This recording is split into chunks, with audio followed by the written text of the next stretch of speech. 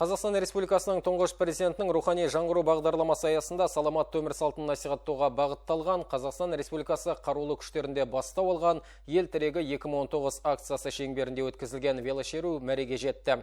Күннің салқындығы мен жол кедергілеріне қарамай велосипедпен жүріп өткен әскери қызметкерлерді жастар ыстық ықыласпен қарсы алып қошемет көрсетті.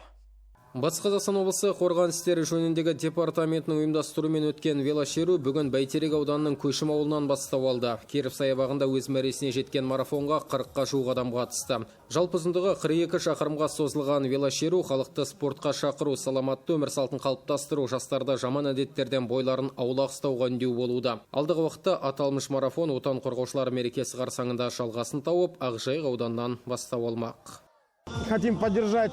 Біздің мақсат Қазақстан Республикасы қарулы күштерін қолдау, имиджін көтеру. Елбасы өзінің жолдауында атап өткендей, біз де әскери қызметкерлердің жаңа бейнесін қалыптастырып, олардың бойында патриотизмді дамытқымыз келеді. Азаматтарды күзгі мерзімді әскерге шақыру науқаны шеңберінде ел тірегі 2019 республикалық акциясының аясында өткізілген бұл марафонда біз 42 шақырым жол жүріп өттік.